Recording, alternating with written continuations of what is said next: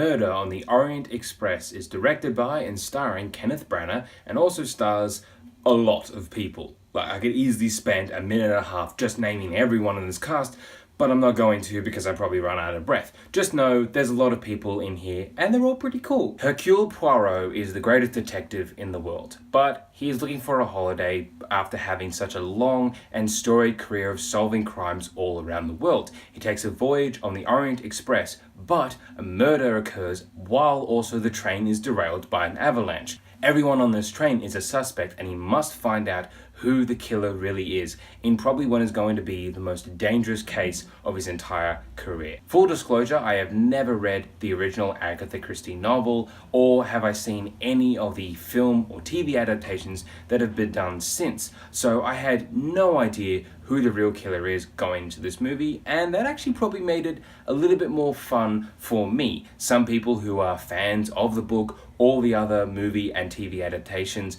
might see more definite flaws in, oh, this was different in this sort of thing and this was better done in the movie or something like that. That wasn't a problem for me. I was going in completely blind. I had barely even seen any trailers or stuff like that for this movie, which is always a good thing. Murder on the Orient Express as a movie is pretty fun. It knows when to be dramatic. It feels very romantic and kind of old school in just the way that it's filmed and scored and written and directed. The technical construction of this movie really reminds one of old 1920s, 1930s movies that would be set on a train. There's a few scenes where you could tell that looks like back projection, which that really is just a fun thing to watch, maybe just as a film fan.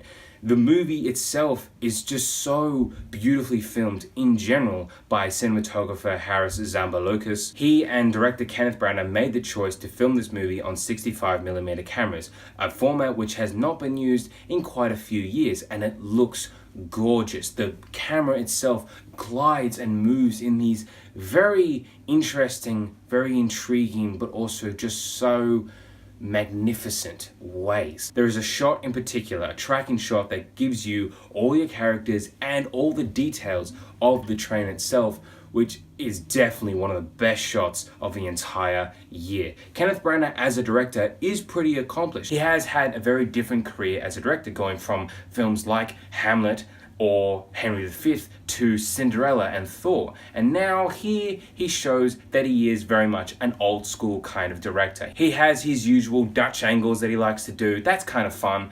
But he also knows that he can get all of these great actors to give some pretty solid performances. He actually does kind of save the best performance of the entire movie for himself, which I didn't really have a problem with. It didn't feel like he was trying to insert himself into this movie, like, I need to be the star. No, Hercule Poirot is the star of the book and of the movie and just of any adaptation. He is the protagonist. So you need to have him be center stage. And Branagh does a very, very good job as both director and star. As a director, he's fine. As an actor, he's fantastic. His performance in this movie gave me something new in every scene that he's in. The cast itself is made up of such incredibly talented actors, and while their characters are not three-dimensional at all. In fact, most of them are just kind of one-dimensional. They're just meant to be the count and the countess and the princess and the governess and the doctor and all these kinds of stereotypes of these characters. That's just what they're meant to be. But because these actors that are inhabiting these roles are so talented, they make you feel like they're more than that, like they've elevated the writing. That is what really good actors do. I love Daisy Ridley and Michelle Pfeiffer in particular. They stole the movie in a couple of their scenes. As I said, this movie is pretty flawed, and that really does go down to the writing and just the murder mystery setting. Because yes, Agatha Christie has written some fantastic novels in this sort of genre, but the way that this movie handles that and the way that it explains who the killer is, their motivations, what that all means, really makes no sense whatsoever. In fact, once you hit about the third act of this movie, it starts to fall apart a bit. There's so many questions that I had of, were they planning for this character to be there? And if they weren't, what was their plan? How are they going to get away with it? The movie never gives you an answer to that, and that was kind of frustrating. But I was still on board, and in fact, the actual ending of this movie is pretty poignant.